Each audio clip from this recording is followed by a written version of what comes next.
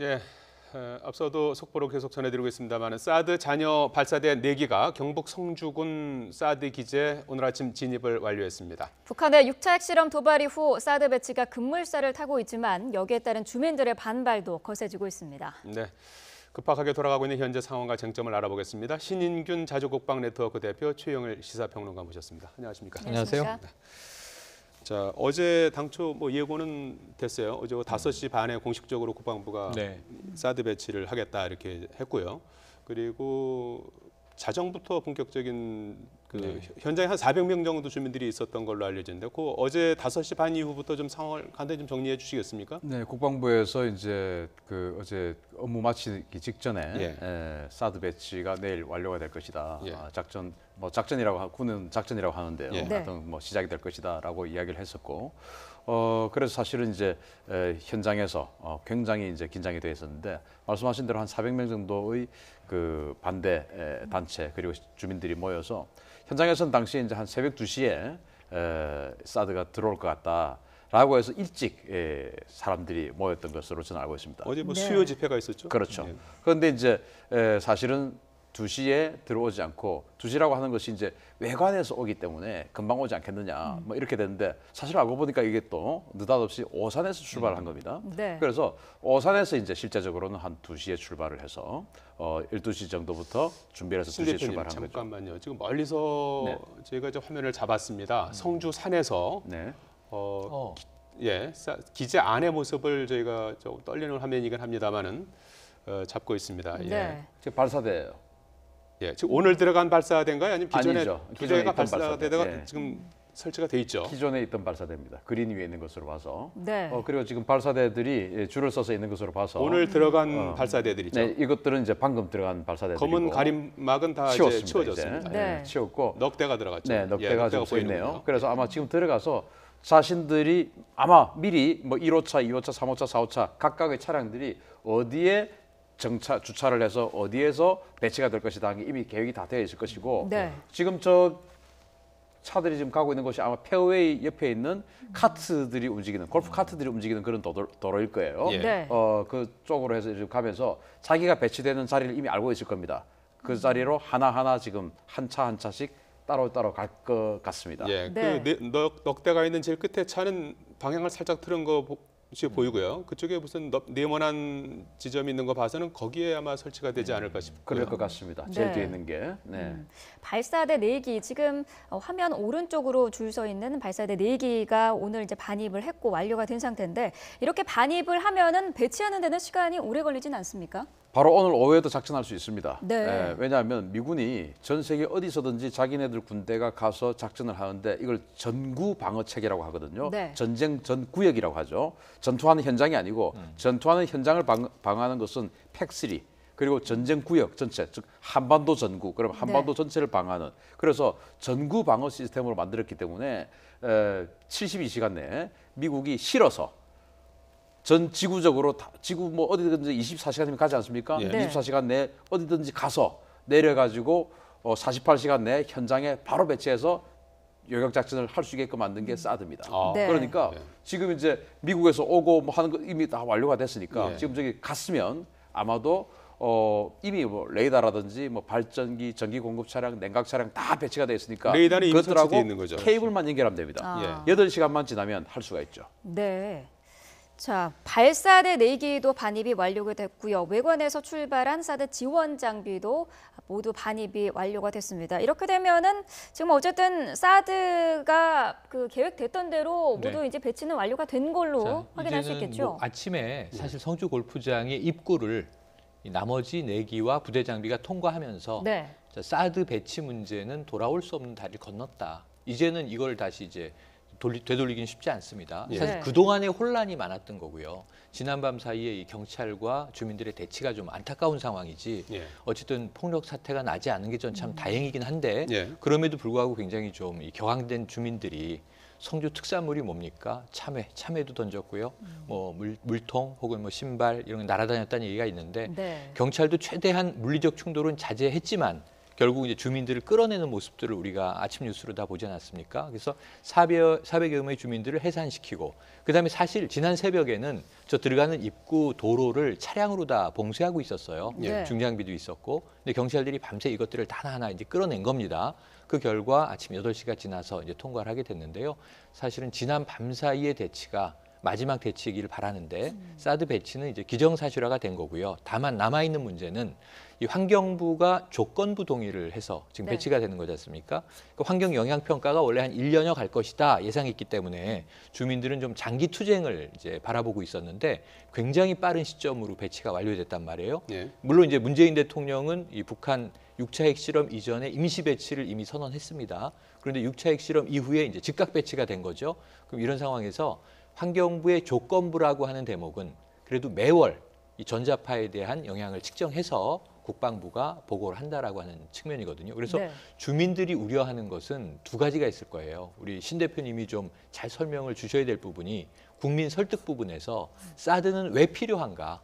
사실은 사드 무용론도 많이 나와 있었거든요. 네. 근데 이제 지역 주민들의 입장에서는 무엇보다도 유해성 문제가 가장 심각한 문제이기 때문에 이 부분에 대해서는 배치 이후에도 국방부와 정부 차원의 지속적인 주민 설득이 필요한 대목으로 보여집니다. 예.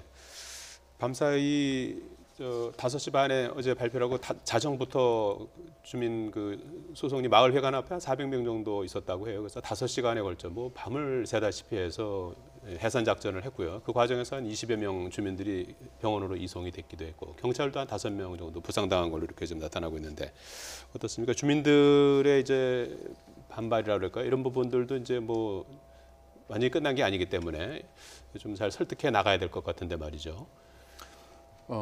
제주 해군기지 있지 않습니까? 예. 지금 제주 해군기지가 사실은 2002년도에 건설하겠다라는 그 계획을 발표를 하고 네. 아직까지도 사실 끝나지 않았어요. 예. 제주 해군기지는 이미 재작년에 완공을 해서 작년 초에 완공을 해서 지금 작전을 하고 있고 이미 다 끝났습니다. 그럼에도 불구하고 제주 해군기지 입구에는 아직도 시위하는 강정마을 주민들과 이 육지에서 간 그 사람들이 같이 지금 시위를 하고 있거든요. 예. 네. 마찬가지로 아마 이 소성리에 있는 이 기지도 앞으로 이제 미군 기지가 되겠죠. 이 미군 이 사드 기지도 아마 앞으로 수년 이상 그러한 갈등이 지속이 될 것으로 판단이 되는데요. 예.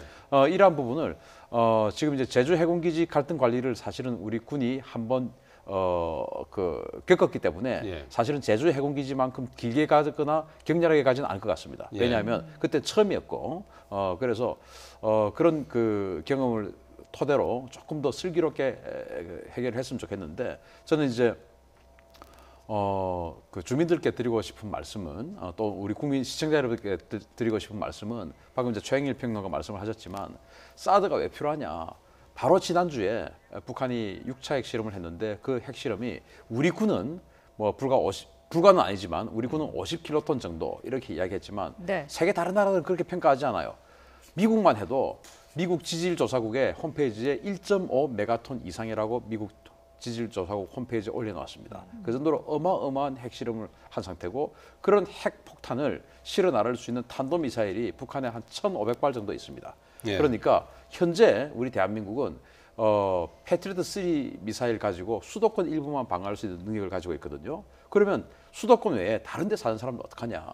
또 수도권에도 스커드 미사일이 날아오면 막을 수 있는데 노동 미사일보다 더 큰 미사일, 노동 미사일 정도가 날아와도 수도권 사실 방어가 안 돼요. 속도가 네. 빨라서. 예. 팩3가 마 7, 8 이상은 못 막거든요. 예. 그러니까 그럼 노동 미사일 날아오면 어떡할 거냐. 대표님 바로 잠깐만 속보 하나만 좀 전해드렸습니다. 오늘 아주 뉴스가 계속 쏟아지고 있는데요. 네. 이해훈 바른정당 대표가 60대 사업가로부터 한 6천만 원대 금품을 수수한 그런 의혹이 제기되지 않았습니까? 그래서 계속해서 당내에서 좀 거취를 표명해야 되는 게 아니냐 해서 어제도 뭐 얘기가 많이 나왔었는데 네, 맞습니다. 오늘 결단을 했습니다. 네. 그래서 네. 6월 전당대회에서 대표로 선출된 뒤 2달 남짓 만에 대표직에서 물러났다는 속보가 들어와 있습니다. 오늘 바른정당 원내교섭단체 대표 연설이 지금 10시부터 예정돼 있지 않습니까? 그렇습니다. 주호영 원내대표가 지금 할 예정인데 주호영 원내대표가 하게 되겠죠. 그런 것들도 좀 영향을 미치지 않았을까 싶어요. 원내대표 연설 전에 네. 결단을 좀 해서 예, 국민들한테 또 이렇게 대표 연설을 또 해야 되는 상황인데요. 어찌 보면 국민의당과 함께 이제 캐스팅 보트 역할을 해야 되는 과거 새누리당일 때는 이제 집권 여당이었지만 지난 이제 탄핵 정국에서 분리되지 않았습니까? 그래서 어찌 보면 좀 합리적인 보수, 중도 보수를 지향하고 나와서 이 지난 대선 후보 유승민 후보가 이제 지지율은 높지 않았지만 국민들에게 임팩트를 준 건 사실이에요. 앞으로 총선까지 3년, 대선까지 5년 바라보면서 좋은 또 새로운 모델로 좀 성장하는 모델이 정당이 될 수 있지 않겠는가 하는 기대감도 있는데 문제는 그 와중에 금품수수 의혹이 터져나오다 보니까 이미지가 완전히 정말 국민들에게는 구겨졌다 이런 표현을 쓸 수밖에 없습니다. 진실공방으로 들어갔죠. 이혜훈 대표는 이제 법적 대응도 시사를 했고 이건 명예훼손이다. 사기꾼에게 당했다 이런 주장을 하고 정치권 내에서 나 말고도 여러 명이 있다 이런 이야기도 했습니다. 그러면서 이 부분 들어왔던 금품들은 현금들은 다 갚았고 그리고 이제 차용증도 있고 그리고 이제 이 물건 명품들을 받았던 것들은 포장도 듣지 않고 돌려줬다. 여기에 대해서 그 사업가 측의 반론이 YTN을 통해서 거의 실시간으로 또 반론이 나왔어요. 그러면서 국민들은 정말 이게 의혹의 눈초리를 가지고 뭐 또 일정 부분은 진실 게임의 실제는 뭐냐 이게 지켜보고 있던 상황인데 정치적 부담은 피할 수 없었습니다. 이미 이전에 말미를 주시면 거취를 결정하겠다. 주호영 원내대표도 이 상황에서 돌이키기는 어려운 것으로 판단한 것 같아요. 그리고 뭔가 이제 용단이 필요하다. 근데 오늘 아침에 말씀하신 대로 자당의 이 교섭단체 대표 연설이 있는 겁니다. 그렇습니다. 어찌 보면 당대표가 할 수도 있는 연설이었거든요. 나설 수는 없는 상황이었고 주호영 원내대표가 잠시 후 연설을 하게 되는데 미리 자진 사퇴를 통해서 좀 자숙의 모습을 보여주는 결정을 지난밤 사이에 고심 끝에 내린 것 같고요. 그럼에도 불구하고 이 파장은 법적 공방, 앞으로 그럼 결론은 무엇인가 계속 국민들이 주시하게 될 것 같습니다. 이혜훈 바른정당 대표가 대표직을 자진 사퇴했다는 속보 전해드렸습니다. 신 대표님 말씀 중에 속보 좀 전해드렸는데요. 과연 이제 사드 미사일의 어떤 효용성 이런 부분 아니겠습니까? 이제 6기가 배치됨으로 해서 1개 포대가 완성이 된 건데요. 뭐 북한이 뭐 여러 가지 요즘에 뭐 미사일 발사하는 기만술 같은 것들도 고도화되고 있고 다양한 그 형태의 미사일을 개발하고 있어서 점점 그 효용성이 떨어지는 게 아니냐 이제 이런 지적도 사실 있지 않습니까? 그럼에도 불구하고 또 사드 가장 그동안에 개발된 미사일 중에 또 방어 체계 중에 우수하기 때문에 또 불가피하다 이런 얘기도 있는 것 같아요. 사드는 일단 그 미국이 가지고 있는 여러 가지 요격 체계 중에서 중간 단계입니다. 가장 이제 하위 단계가 팩3, 그다음에 사드, 그 위에가 이제 SM3, 이지삼이죠. 그리고 그 위에가 GBI, 뭐 이런 식으로 여러 단계가 있는데 일단 그들 중에서 레이더 성능은 가장 좋은 축에 속합니다. 그러나 미사일 성능은 뭐 하위권에 있죠. 그런데 북한이 가지고 있는 탄도미사일들이 뭐 핵탄두는 뭐 지금 60발 이상 뭐 이런 여러 가지 뭐 엇갈린 견해도 있습니다만 어쨌든 북한이 가지고 있는 탄도미사일들이 스커드 미사일, 노동 미사일, 그리고 무수단 미사일, SLBM, 그리고 최근에 화성 12, 화성 14, 뭐 또 북극성 뭐 이런 여러 가지 미사일들이 있는데 이 중에서 사드가 막을 수 있는 미사일은 한정적이에요. 스커드 미사일과 노동 미사일입니다. 이 두 가지 종류를 사드가 막을 수 있고 나머지는 좀 힘듭니다. 그런데 그럼 두 가지밖에 못 막으니까 사드 필요 없는 게 아니야? 그렇지는 않습니다. 왜냐하면 북한이 가지고 있는 탄도미사일의 거의 90%는 스커드와 노동입니다. 그리고 화성 14형 같은 경우는 막기는 현실적으로 막을 수는 없지만 화성 14형은 대한민국을 공격하는 미사일은 아니고 최소 사정거리 해봐야 해도 한 1000km 이상이니까 그건 뭐 어차피 일본 넘어갑니다. 그러면 이제 사드가 막을 수 없는 현실적으로 우리를 공격할 수 있음에도 사드가 막을 수 없는 미사일은 뭐냐? 바로 무수단 미사일입니다. 무수단 미사일 고각 발사했을 경우에 작년 6월 달에 우리가 사드 발표를 선언했습니다. 6월 22일로 제가 기억하는데요. 그 다음날 바로 북한이 무수단 미사일 고각 발사를 해서 1432km까지 올렸다가 내려 꽂았습니다. 그때 이제 많이 올라가면 올라갈수록 내려올 때 중력 가속도가 더 붙죠. 그래서 당시 마하 17 정도의 속도를 종말 단계에서 보였는데 사드 레이더는 마하 15까지밖에 못 봐요. 그래서 무수단 미사일 못 맞고 또 사드 레이더는 120도 각도만 탐지합니다. 그래서 SLBM 즉 잠수함에 탑재된 이 미사일은 잠수함이 그 사드의 120도 각도 밖에서 쏠 거가 분명하기 때문에 안 보여서 못 막습니다. 따라서 북한이 가지고 있는 여러 미사일 중에서 화성 12호 무수단처럼 빨리 떨어지는 미사일 못 막고 또 SLBM처럼 각도, 탐지 각도 밖에서 쏘는 미사일 못 막습니다. 그러면 필요 없는 거 아니야? 아니죠. 바로 스커드와 노동 미사일은 가장 잘 막을 수 있기 때문에 필요합니다. 그러나 절대적인 건 아니다라는 말씀을 드리겠습니다. 밤사이에 해산 과정을 보면은 조금은 이전과는 좀 다른 모습을 보여줬어요. 경찰도 뭐 진압봉 같은 것들을 사용하지 않았고, 쓰지 않았죠. 거기 그동안에 이 한여름에 얼마나 오랫동안 그 반대하면서 집회했고 매주 수요일마다 집회도 했고 어제도 400명 모여서 이제 했는데 이렇게 다른 어떤 물리력을 쓰지 않고 맨몸으로 이렇게 또 경찰의 주민들도 그게 참 안타깝기도 하면서 그리고 국가인권위원회에서 나와서 5명이 나와서 그걸 또 지켜봤다고 모니터링했습니다. 폭력 사태가 나지 않도록. 그렇습니다. 지금 사실 보시면요, 이철성 경찰청장 이 새 정부 들어와서도 여러 차례 유임되면서 발표들이 있었는데 사실은 그 지지난 해에 민중 총궐기 1차, 2차 백남기 농민 사망 사건이 있었고요. 여기에 대해서 이제 사과도 한 바가 있습니다. 그래서 앞으로는 이 진압 방식, 시위 진압 방식을 바꾸겠다. 물레포도 쓰지 않겠다. 이런 얘기했었고요. 지금 현재 국내에서 그럼 시위가 가장 격렬한 곳이 어디냐면 성주입니다. 그 외의 이슈들은 이제 간헐적인 이슈들이고 말씀하셨지만 성주 이 시민 군민들 정말 좀 이제 오늘 굉장히 복받쳤을 것으로 저는 감정이입을 해보는 게 이 국민들은 탄핵 정국에서 광화문 광장에 모여서 촛불 들었지만 그 추운 겨울에도 성주에서도 촛불 시위가 있었고요. 또 뜨거운 여름을 거치면서도 또 여전히 시위를 했습니다. 수요 집회는 매주 이어져 왔고요. 그런데 이제 지금 결국은 무력하게 사드 포대가 들어가서 오늘 배치 완료가 거의 되는 상황을 보니까 우리가 그동안 이렇게 노력한 것은 물거품이 되는 느낌이지 않겠습니까? 주민들 입장에서는요.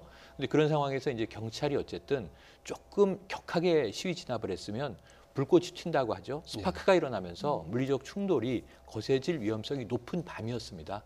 저는 경찰의 노력도 굉장히 좀 이제 칭찬해주고 싶은데요. 이 여러 가지 안타까운 상황에도 불구하고 불행 중 다행이다. 8,000명이나 동원돼서요. 주민들 400명을 8,000명의 경찰이 막았고 이제 이 도로를 막고 있던 이제 중장비라든가 차량들 다 이제 걷어냈고 결국 오늘 아침에 경찰 한 분을 탈진해서 병원으로 실려갔죠. 그러니까 이런 상황에서도 어쨌든 경찰은 주민의 적이 아니다. 안보를 위해서 정부가 결단한 부분이 지금 이제 진행되고 있는 작전 수행 말씀하셨지만 정책이 진행되는 거거든요.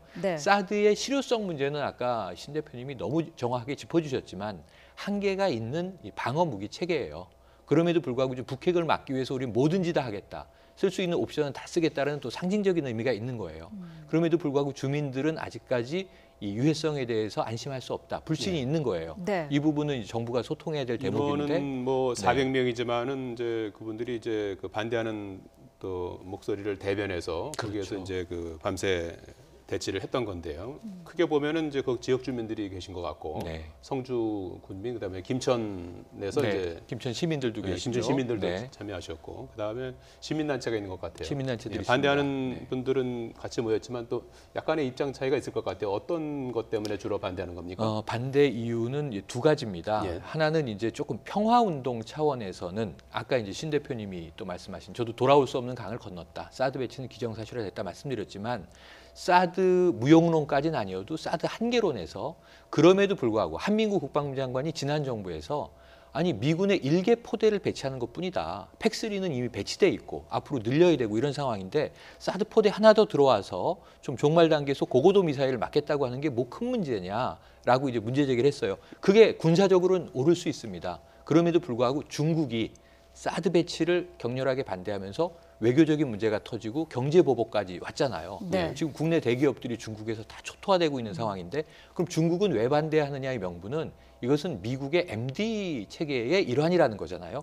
북핵 문제와 북핵에는 별로 대응 수단이 아니고 아까 말씀하신 대로 ICBM에 못 막는 거거든요. 이것은 한반도 중부권 이남의 미군들을 막을 수 있고 우리 국민들을 보호할 수 있고 일본 정도를 방어할 수 있는데 매우 부분적인 방어 체계임에도 불구하고 이것은 미국이 중국에 대항해서 G2국 간의 어떤 이제 지구촌을 둘러싼 안보 논리에서 MD 체계의 일환인데 그게 중국의 코앞 한반도에 배치된다고 하는 것은 결국 X밴드 레이더의 문제를 계속 제기했죠.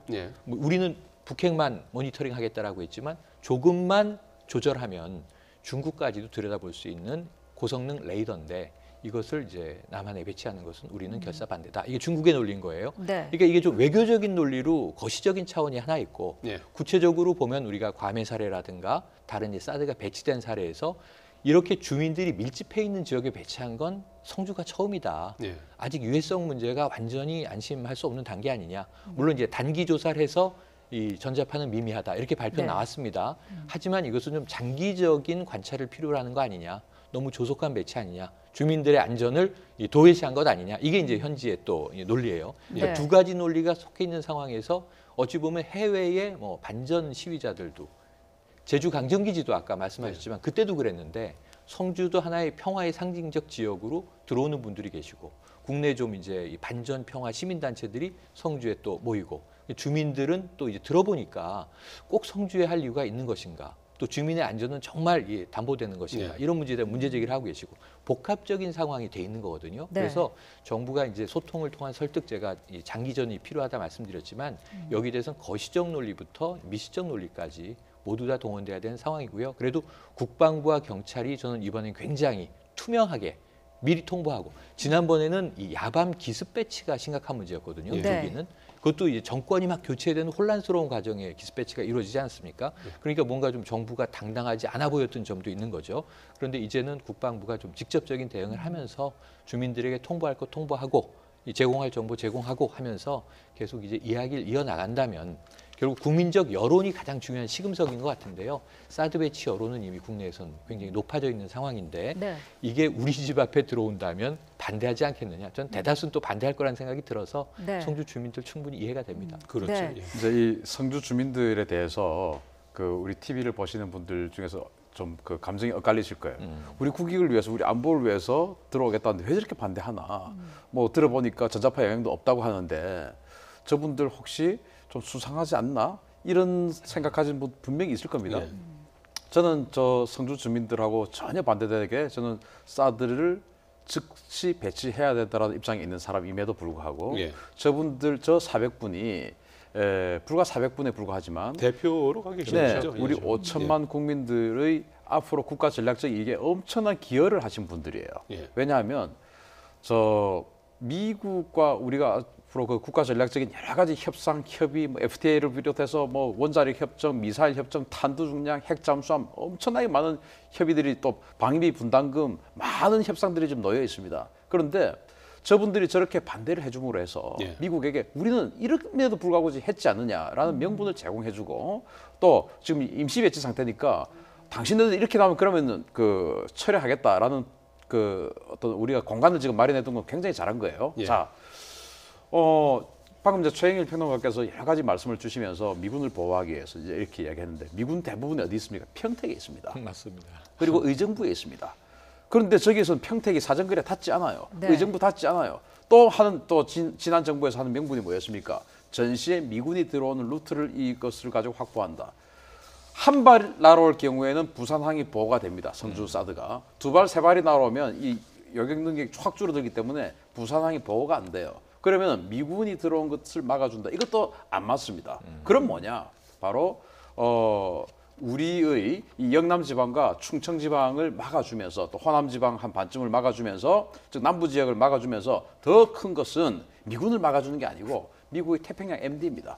태평양 MD 시스템이 올 연말에 완벽하게 네트워크 시스템으로 구축이 되는데 현재까지는 사드는 사드대로 이지스함은 이지스함대로 GBI는 GBI대로 팩스는 팩스대로 따로따로 다 각계격파하는 그런 시스템이었는데 올 연말이 전부 다 하나로 통합됩니다. 모든 시스템이. 그래서 작년에 우리 국방부가 내년 12월, 즉 올해 12월까지 사드 배치하겠다라고 발표를 했다가 여러 가지 국내 정치적 상황 때문에 정권이 바뀌면 힘들어질 것 같으니까 빨리 이제 추진했던 것이었죠. 예. 그런데 미국 입장에서는 이 성주 사드 기지가 즉 뭐 미국 입장에서 발사대 4개는 의미 없는 거예요. 이 TPY-2 레이더 이게 여기 있음으로 해서 중국의 대륙간 탄도미사일 기지인 그 뚱펑 31 기지들 중국 서안 지역에 있는 이 기지들이 다 보입니다. 네. 그런데 우리 국방부는 지금 이제 많은 분들이 또 중국을 오해합니다. 우리는 지금 우리 생존 때문에 지금 이렇게 하는데 중국이 저렇게 하는 거는 자기네들이 북한을 제대로 제어해줬으면 이 지경까지 안 왔고 우리도 사드 안 배치해도 되는데 그래놓고 이거 뭐 우리를 압박하는 거 안 맞는 거 아니냐 이렇게 생각하는데 중국 그 말 맞습니다. 그렇지만은 중국은 그럼 무슨 명분이냐? 우리 정부가 이렇게 얘기했습니다. 사드 레이더는 두 가지다. 하나는 종말 모드, 하나는 탐지 모드다. 네. 우리는 종말 모드이기 때문에 600km밖에 안 보기 때문에 중국하고 관계없다는 입장이었지 않습니까? 그러나 그 말은 지금은 맞습니다. 왜? 종말 모드에서 탐지 모드로 변환해서 중국 레이더 탄도미사일 기지까지 보려면은 그걸 바꾸는데 8시간이 걸려요. 그런데 2019년이 되면 종말 모드가 없어집니다. 1800km 전체 탐지 모드 가지고 전부 다 그냥 탐지와 여격을 다 하기 때문에 2019년 불과 내후년이죠. 그렇게 되면 이제 전 태평양에 있는 모든 MD 자산이 하나로 통합되면서 이 성주에 있는 사드 기지가 모든 그 MD 자산의 최고 첨단 눈이 되어서 중국의 탄도미사일 기지를 다 보는 것이죠. 네. 그리고 여기까지도 동참하는 것이고 이지스함에서 쏴주는 SM3를 이 사드 레이더 가지고 유도를 해서 여격을 합니다. 뭐 그런 엄청난 네트워크 시스템 올연말이 구축되고 19년이 되면 종말 모드가 사라집니다. 예. 그러니까 중국이 미국과 패권 경쟁하는 입장에서 자기네들 펀치가 발사하는 단계에서 다 노출돼 버리니까 이게 싫다 하는 것이고 그런 것들을 우리가 이런 반대를 무릅쓰고 우리가 배치를 해주니 우리 정부 입장에서 미국 당신네들이 우리에게 방위비 분담금 인상이 웬 말이냐, FTI 재협상이 웬 말이냐, 원자력 잠수함 우리한테 해줘야 되는 거 아니냐라는 협상을 우리가 자신 있게 당당하게 해야 됩니다. 그렇지 않으면 우리는 지금 임시 배치이기 때문에 돌아가라고 할 수도 있다라는 명분을 가져야 됩니다. 군사적인 의미라든지 가치 뭐 이런 것들이요. 뭐 이제 전문가들이 이제 판단하실 그런 부분들일 것 같고 국민들이야 뭐 잘 이제 모를 수 있지 않습니까? 그렇죠. 그런데 중요한 것은 이번에 이 사드 배치 과정을 보면 절차적 정당성이라고 할까요? 물론 이제 전임 이제 정권에서 시작한 일이고 대부분 그때 또 이루어진 일이고 그렇습니다. 문재인 정부 들어와서 이제 조금 이제 브레이크를 거는 듯 하다가 이제 그랬죠. 추가로 핵실험도 있고 이제 주변 상황에 따라서 이제 최종적으로 배치가 된 거 아니겠습니까? 그렇죠. 중간 중간에 그런데 뭐 한때는 저 성주에서도 뭐 성산 포대에다가 이제 배치한다고 그랬다가 다시 또 뭐 옮기기도 하고 이런 과정에서 좀 설명이 좀 부족하지 않았나? 그러니까 설명이 부족했죠. 이게 전반적으로 이게 지난 정부에서 원죄를 가지고 있는 문제인데 지금 이제 문재인 정부도 자유로울 수는 없는 것이 전임 정부를 비판할 수 있지만 지금 현재 정책은 또 현재 정부의 의사결정이기 때문에 이 성주 주민을 포함해서 국민들의 혼란이 야기된 게 지난 정부에서는 자 사드 배치 논란 컸습니다. 지금 바른정당의 유승민 전 대선 후보, 유승민 의원, 이 새누리당 원내대표하던 시절부터 사드 배치 강경론자였어요. 반드시 빨리 배치해야 한다. 한 포대가 웬 말이냐. 여러 포대 놔야 한다. 이런 주장을 했죠. 국방 차원에서 이제 그랬다고 전제하더라도. 근데 그때 박근혜 정부는요. 3노 정책이었어요. 우리 협상한 바도 없고 노키릭을 확정한 바도 없고 검토한 바도 없다. 아니다. 그런데 하루아침에 이게 사드 배치가 결정이 나옵니다. 그래서 지난 이 탄핵 과정에서는 핵실험하고 미사일 발사하고 그걸 이제 계기로 맞습니다. 그걸 이제 계기로 하긴 했지만 여러 가지 또 음모론도 난무했었는데 어쨌든 갑자기 이 배치 결정이 됐고요. 국방부에서 발표할 때 이게 무슨 해프닝이 있었냐면 윤병세 외교부 장관이 당시에 백화점에 바지 주선하러 갔었다. 이게 부처 간의 협의가 안 된 것 아니에요. 이런 얘기도 그때 보도가 됐습니다. 기억나시죠? 그런 혼란 과정을 거쳐서 아까 말씀하신 대로 원래는 대선이 예정돼 있었던 올해 12월 올해 연말까지는 배치하겠다가 추진 일정이었어요. 그런데 조기 대선이 왔고 조기 대선 과정에서 사드 배치에 대해서 지금 집권 여당이 된 민주당은 전략적 모호성이었습니다. 지금 결정하지 말자. 어쨌든 새 정부가 들어서면 제대로 검토해서 하자. 그 전제가 뭐냐면 환경 영향 평가는 반드시 거쳐야 한다. 한 1년의 시간이 걸린다였어요. 그런데 이제 집권하고 새 정부가 들어와서 안보 상황이 급박해지니까 결국은 임시 배치까지 왔습니다. 새 정부가 취임하기 직전에 두기 배치가 전격적으로 이루어졌고요. 그리고 이제 사드 배치 과정과 사드 반입, 전개 이 과정에 대해서 정의용 안보실장이 지난 정부 국방부에 대해서 문제 제기를 했습니다. 그럼 이게 정부가 또 혼란을 야기했다 이런 비판이 있었습니다. 그리고 임시 배치까지는 결정이 됐는데 좀 환경 영향 평가를 약식으로 했죠. 그리고 전자파 이상 없다. 그걸 배치하자. 환경부의 조건부 동의. 그리고 지금 전격 배치가 확정되는 상황이고요. 이것은 제가 보기엔 아까 신 대표님 말씀처럼 북핵 문제가 완화된다면 혹은 우리 국민들이 안심할 수 있을 정도로 해소된다면 사드는 빠질 수도 있다. 이러한 이제 조건부 옵션을 가진 상태여야 한다고 저는 보지만 그럼에도 불구하고 돌이키기는 어려울 것이다. 왜냐하면 미국의 입장은요. 사드를 뺄 이 가능성, 그러할 미국의 입장은 거의 전 없어 보이고 중국은 여기에 대해서 지속적으로 문제 제기를 할 것이기 때문에 한반도 문제는 이게 북핵 문제가 가장 핵심이긴 하지만 그것뿐만 아니라 미중이 지금 이제 남중국해에서도 또 군사 분쟁이 있지 않습니까? 전반적인 이 열강의 패권주의 속에서 한반도의 지정학적 이 비극이 계속 이어지는 과정이고요. 우리가 현명하게 단기적으로 또 중장기적으로 대처하는 수밖에 없어 보입니다. 지금 이제 추가적으로 표현이 임시 배치 아니겠습니까? 네. 이제 완전히 이제 배치되기까지는 어떤 절차가 남아 있는 겁니까 앞으로?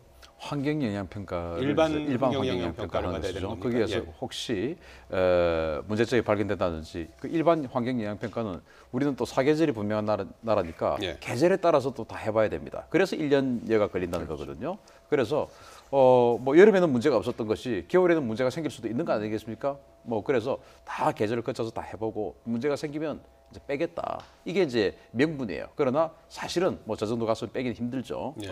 그러나 뺄 수 있는 가능성이 1%라도 있는 것하고 불가역적인 거하고는 다릅니다. 그래서 그 뺄 수 있는 가능성이 있는 이 기간 동안에 사실은 중국의 압박은 아마 그 어느 때보다 셀 겁니다. 예. 왜? 1%의 가능성이라도 있기 때문에 지금 북한의 핵도 마찬가지예요. 예. 지금 핵을 완성했다라고 핵 보유 선언하면은 뭐 국제사회 압박 안 하죠. 그러나 핵 보유 직전에 있기 때문에 강한 압박에 들어간 것처럼 아마 중국도 우리에게 강한 압박에 들어올 것이고 그러나 이 약간 남은 그 어떤 뭐 그 뺄 수 있는 이 그 가지고 우리는 미국에게 방위비 분담금, FTA 또 뭐 원자력 협정, 미사일 협정 이런 모든 것들을 우리 유리한 것으로 끄집어내야 됩니다. 그리고 사실 아까 제가 자꾸 이런 말씀드리는 것은 우리의 안보에도 굉장히 중요하지만 예. 미국의 안보에 어마어마하게 중요합니다. 한반도에 주둔하고 있는 미국 국민들에게 중요한 것이 아니고 미 본토에 있는 미국 그 전 국민들을 지키는데 이 태평양 정구 그 MD 시스템의 최고 핵심 활용 점정입니다. 이 예. 사드가 네.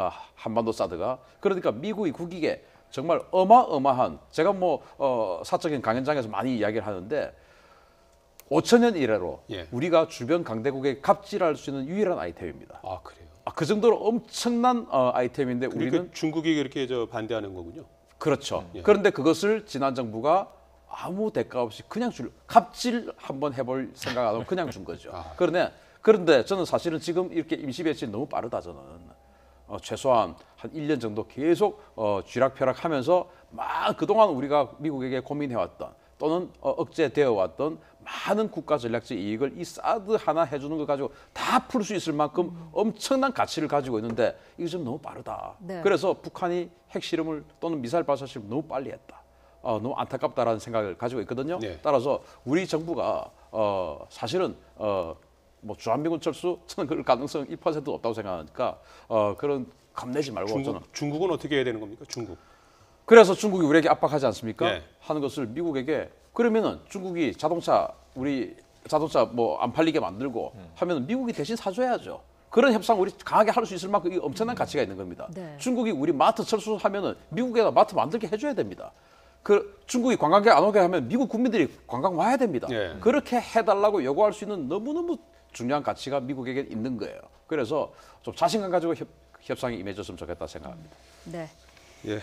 자, 전해드린 대로 그동안에 뭐 상당히 우여곡절이 참 많았던 사드 발사대 나머지 4기가 오늘 아침 9시 무렵에 최종 배치가 완료가 됐다는 소식 전해드렸습니다.